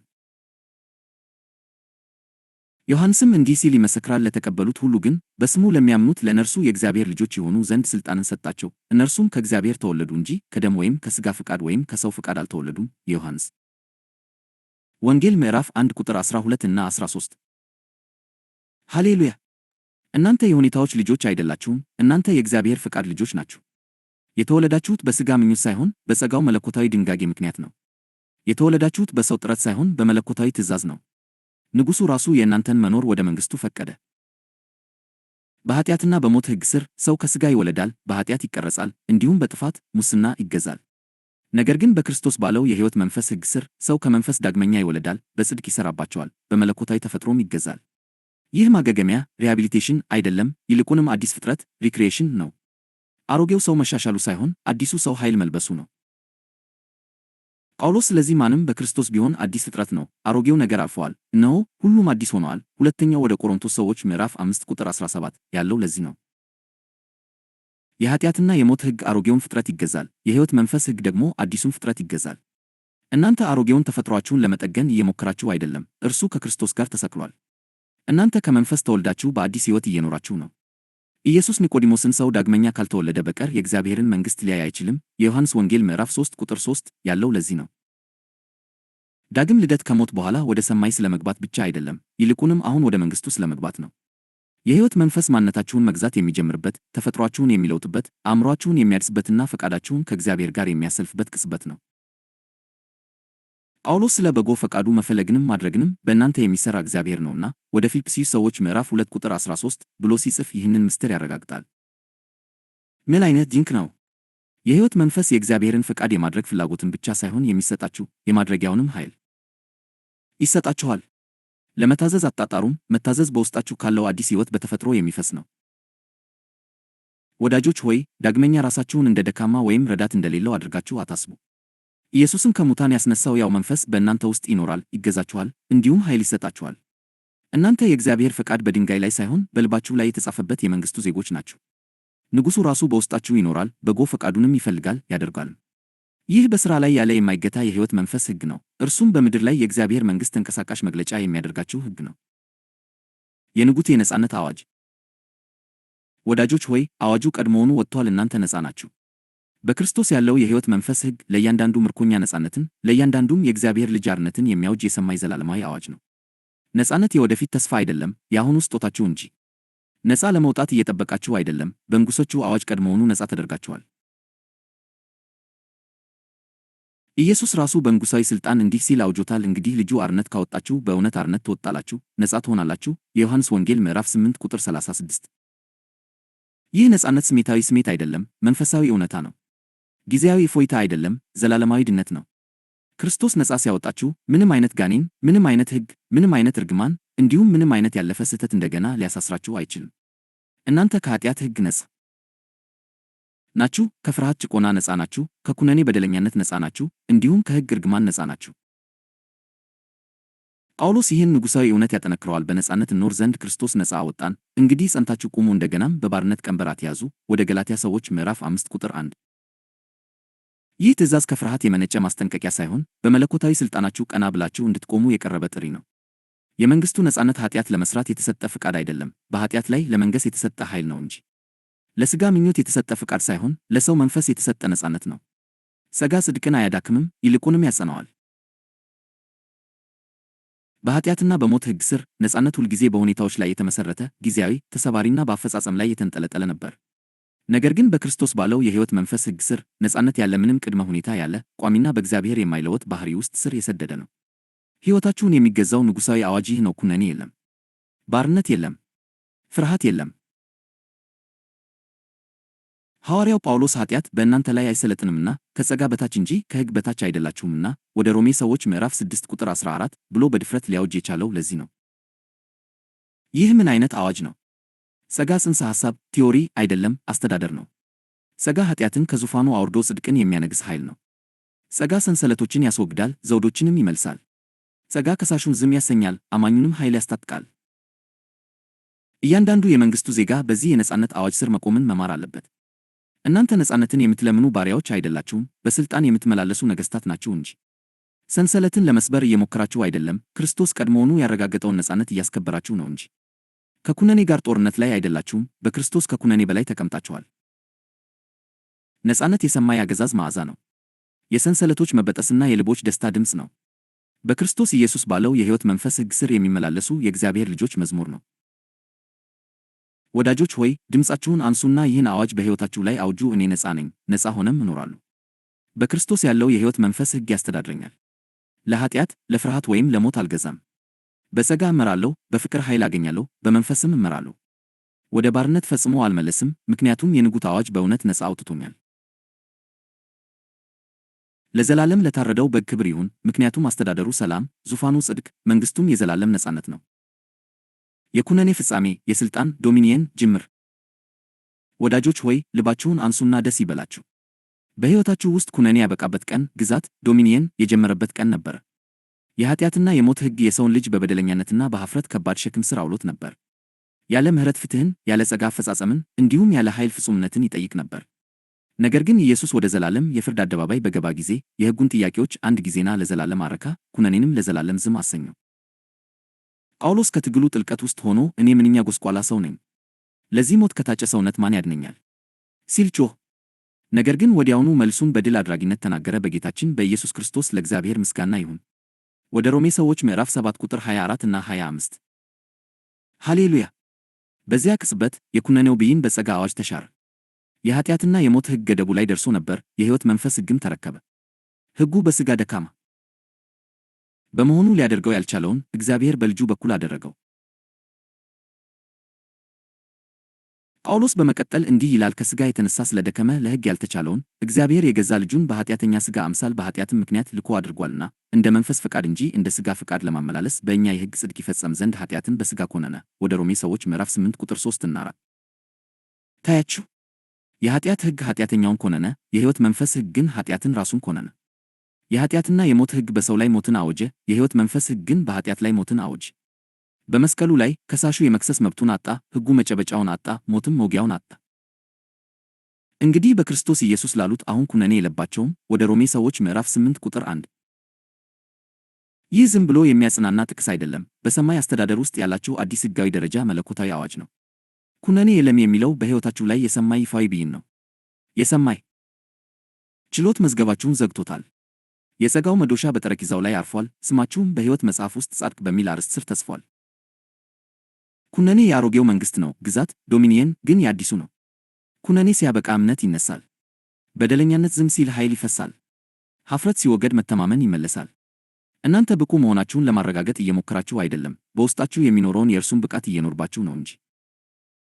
በኃጢአትና በሞት ሕግ ስር ሰው እግዚአብሔርን የሚፈራ አገልጋይ ሆኖ ያገለግል ነበር።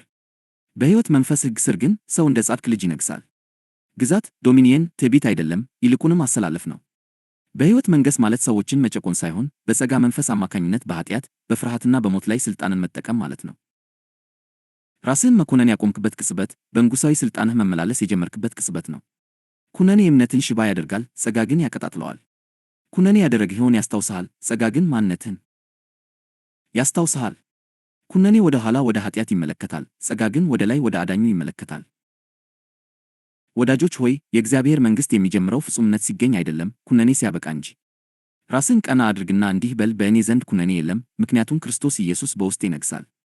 የሕይወት መንፈስ ያስተዳድረኛል፣ እኔም በጸጋ በኩል በግዛት ዶሚኒየን እመላለሳለሁ። የንጉሥ ሥራ ተፈጸመ። ወዳጆች ሆይ በሰው ልጅ ታሪክ ውስጥ ከተነገሩ አዋጆች ሁሉ ታላቁ ከአዳኙ ከንፈር የወጣው ተፈጸመ። የዮሐንስ ወንጌል ምዕራፍ 19 ቁጥር 30 የሚለው ቃል ነበር። በእነዚያ ቃላት ንጉሡ የቤዛነት ሥራ መጠናቀቁንና የመንግሥቱ አስተዳደር በምድር ላይ ሙሉ በሙሉ መመስረቱን አበሰረ። ተፈጸመ ማለት እያንዳንዱ የሕግ ጥያቄ ረክቷል ማለት ነው። እያንዳንዱ እርግማን ተሰብሯል። እያንዳንዱ ዕዳ ተከፍሏል። እያንዳንዱ ኃጢአት ተፈርዶበታል። በእግዚአብሔርና በሰው መካከል የነበረው እያንዳንዱ ግርዶሽ ተወግዷል። ሥራው ገና የሚሠራ አይደለም፣ ተፈጽሟል እንጂ። ይህ አዋጅ የኃጢአትና የሞት ሕግ መሸነፉን ያበሰረ የሰማይ መለከት ድምፅ ነበር። ከዚያ ቅጽበት ጀምሮ አሮጌው የሥራ ኪዳን ለአዲሱ የጸጋ ኪዳን ስፍራውን ለቀቀ። የአፈጻጸም ሕግ በሕይወት መንፈስ ሕግ ተተካ። የሞት አገዛዝ አበቃ፣ የጽድቅ አገዛዝ ጀመረ። በቀራንዮ ኢየሱስ ነፍሳትን ማዳን ብቻ ሳይሆን አስተዳደርን መረቀ። መስቀሉ መሠዊያ ብቻ አልነበረም፣ ዙፋን ነበረ እንጂ። በዚያ ኮረብታ ላይ የፈሰሰው ደም መሥዋዕት ብቻ አልነበረም፣ የመለኮታዊ ኪዳን ንጉሣዊ ማኅተም ነበረ እንጂ። ነቢዩ ኢሳይያስ ይህን ቅጽበት ሲመለከት እንዲህ ሲል ጽፎ ነበር፣ ሕፃን ተወልዶናልና ወንድ ልጅም ተሰጥቶናልና፣ አለቅነትም አስተዳደርም በትከሻው ላይ ይሆናል። ስሙም ድንቅ መካር፣ ኃያል አምላክ፣ የዘላለም አባት፣ የሰላም አለቃ ተብሎ ይጠራል። የነቢዩ ኢሳይያስ ትንቢት ምዕራፍ 9 ቁጥር 6። በትከሻው ላይ ያረፈው አስተዳደር በክርስቶስ ኢየሱስ ያለው የሕይወት መንፈስ ሕግ ነው። እርሱ ሊወድቅ የማይችል አስተዳደር፣ ሊናወጥ የማይችል መንግሥት ነው። መሠረቱ ጽድቅ፣ ኃይሉ ጸጋ፣ መገበያያውም እምነት ነው።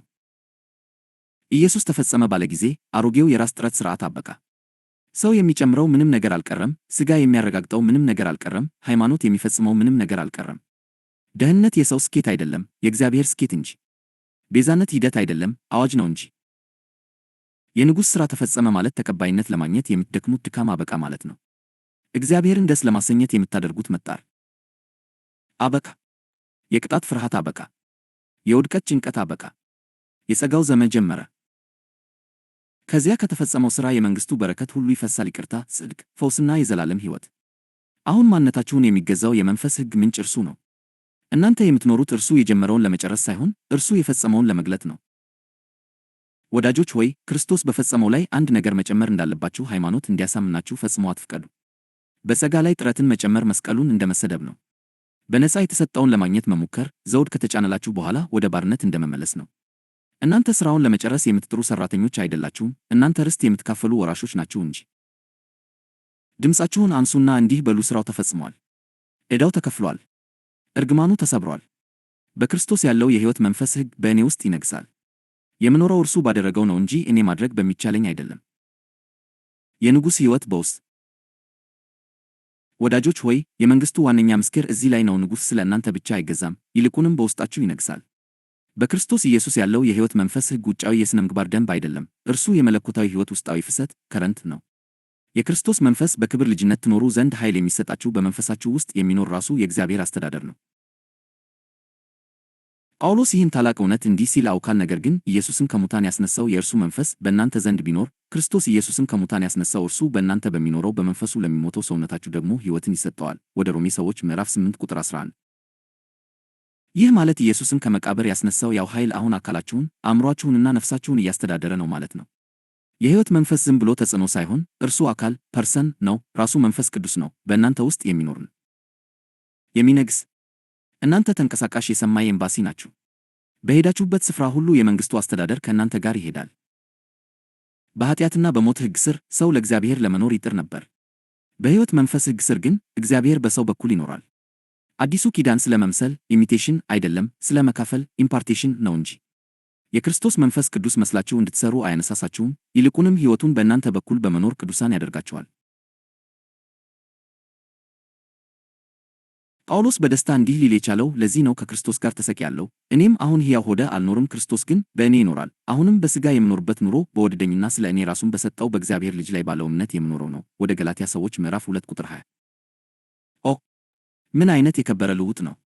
እናንተ ሞታችኋል፣ ንጉሥም መኖሪያውን አደረገ። ድካማችሁ የእርሱ ማደሪያ ሆነ፣ ሰብአዊነታችሁም የእርሱ የክብር መሣሪያ ሆነ። እግዚአብሔርን ደስ ለማሰኘት ከእንግዲህ በራሳችሁ የፍላጎት ኃይል ዊልፓወር አታመኑም። እርሱን ለመግለጥ በውስጣችሁ ባለው ኃይል ትታመናላችሁ እንጂ።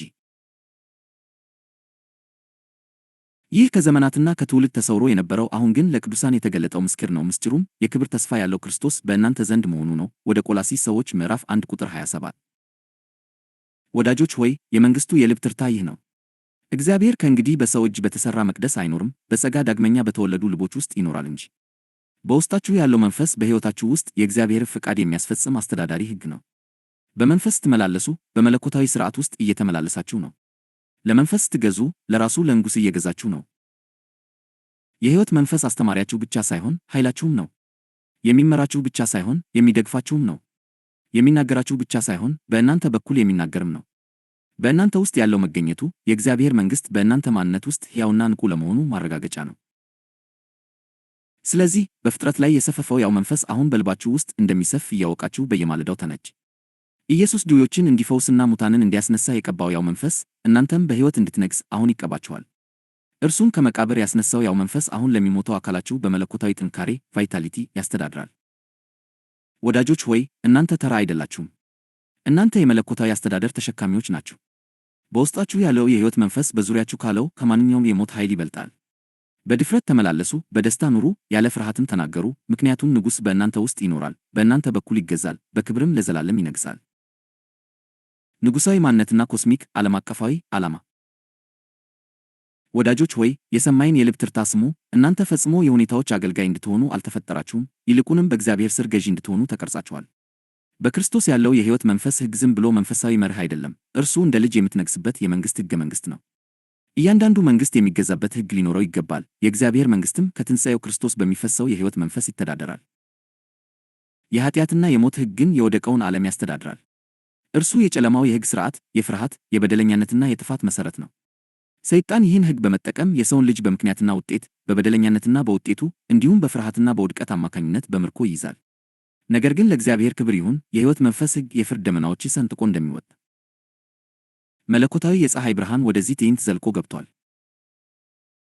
ይህ ሕግ አሮጌው ነገር አልፈዋል፣ እነሆ ሁሉም አዲስ ሆነዋል። ሁለተኛው ወደ ቆሮንቶስ ሰዎች ምዕራፍ 5 ቁጥር 17 የሚል ንጉሣዊ አዋጅ ነው። የጸጋ አስተዳደር በሞት ግዛት ላይ ድል ማድረጉን የሚያበስር የሰማይ ማስታወቂያ ነው። እናንተ ከእንግዲህ በኃጢአት አገዛዝ ሥር አይደላችሁም፣ ምክንያቱም ኃጢአት ከዙፋኑ ወርዷል። ከእንግዲህ በፍርሃት አትገዙም፣ ምክንያቱም ፍጹም ፍቅር አሁን ሕይወታችሁን ያስተዳድራል። የእግዚአብሔር ልጅ ሆይ ማንነትህ ንጉሣዊ ነው። እናንተ በእግዚአብሔር መንግሥት ውስጥ ተገዢዎች አይደላችሁም። እናንተ ከክርስቶስ ጋር ወራሾች፣ በጸጋ ግዛቱ ውስጥም አብራችሁ የምትገዙ ናችሁ። ሐዋርያው ጳውሎስ እንዲህ ይላል፣ የእግዚአብሔር ልጆች መሆናችንን ያ መንፈስ ራሱ ከመንፈሳችን ጋር ይመሰክራል። ልጆች ከሆንን ወራሾች ደግሞ ነን፣ ማለት የእግዚአብሔር ወራሾች ነን፣ ከክርስቶስም ጋር አብረን ወራሾች ነን። ወደ ሮሜ ሰዎች ምዕራፍ 8 ቁጥር 16 እና 17።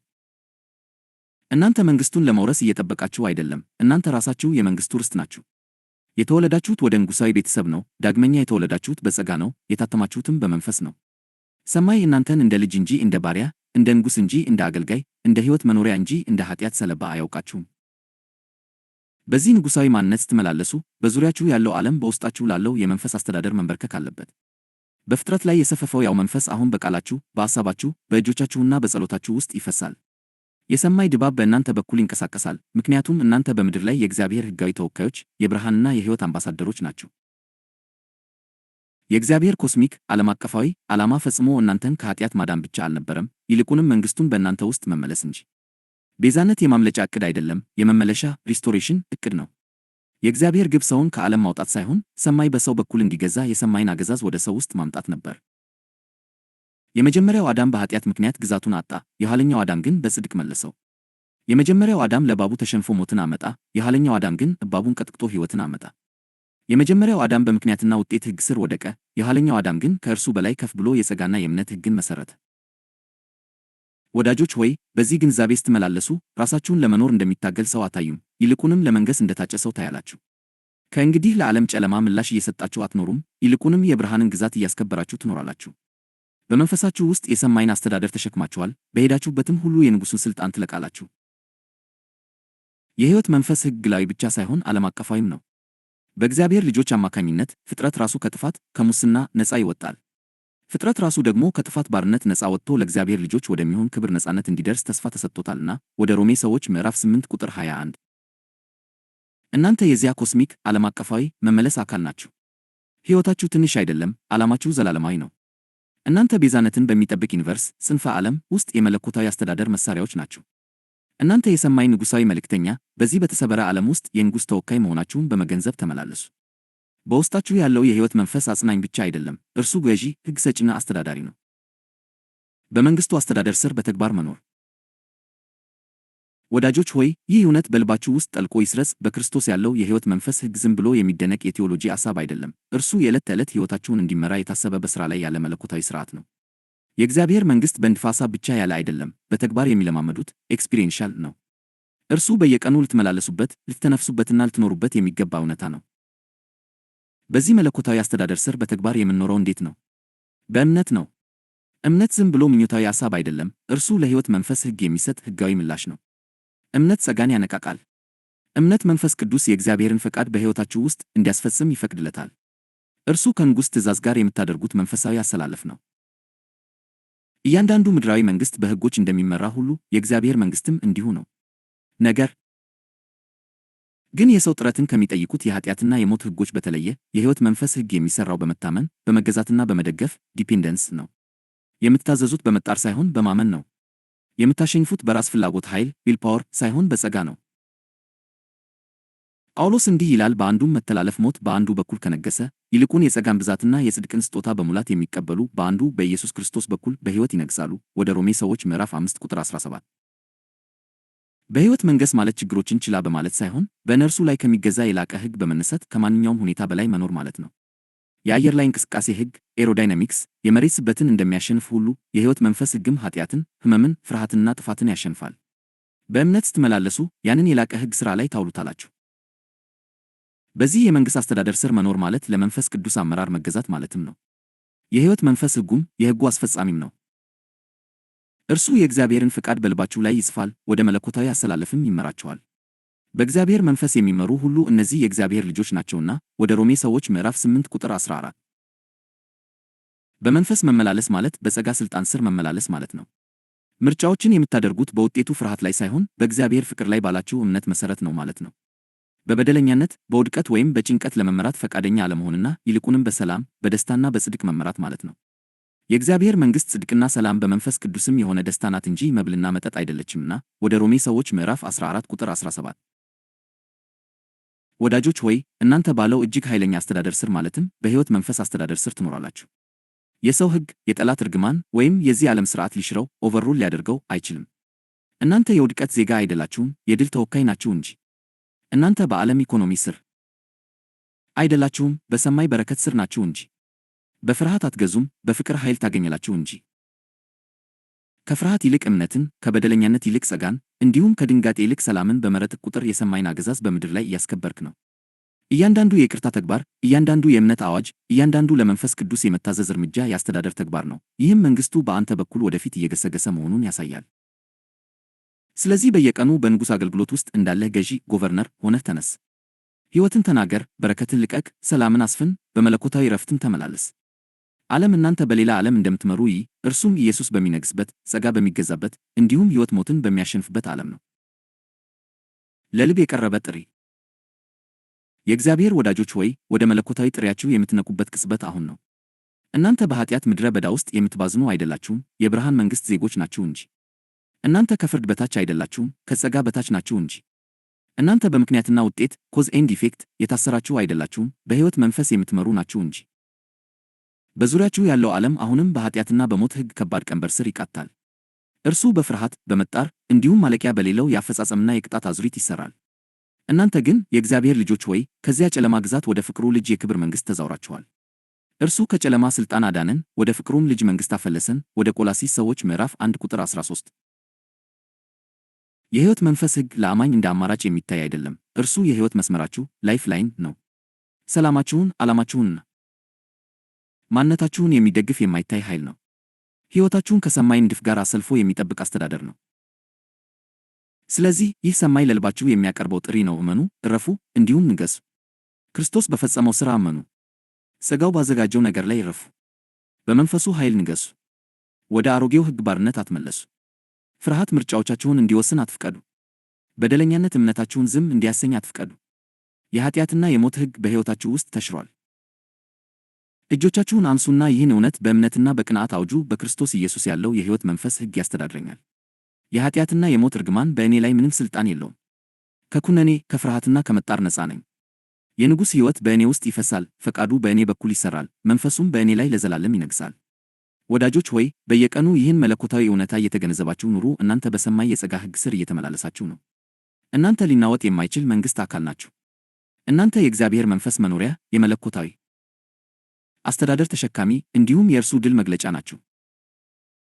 ስለዚህ ሂዱ፣ ሞት ባለበት ሕይወትን ተናገሩ፣ ፍርሃት ባለበት ሰላምን አውጁ፣ ኩነኔ ባለበት ጸጋ ልቀቁ፣ በሄዳችሁበትም ሁሉ ክርስቶስን ግለጡ። የእግዚአብሔር መንግሥት አንድ ቀን የሚመጣ አይደለም፣ ቀድሞውኑ መጥቷል፣ በእናንተም ውስጥ ይነግሣል። ምክንያቱም በክርስቶስ ኢየሱስ ያለው የሕይወት መንፈስ ሕግ ከኃጢአትና ከሞት ሕግ አርነት አውጥቶሃልና። ወደ ሮሜ ሰዎች ምዕራፍ 8 ቁጥር 2። በነጻነት ኑሩ፣ በድፍረት ተመላለሱ፣ በደመቀ ሁኔታ ብሩ፣ ዓለምም የንጉሥን ክብር በሕይወታችሁ ይይ። እናንተ በሕይወት ትመራላችሁ፣ በፍቅር ትገዛላችሁ፣ በጸጋም ትቀዳጃላችሁ። በውስጥ ለሚነግሠው ንጉሥ ለዘላለም ሃሌሉያ ይሁን።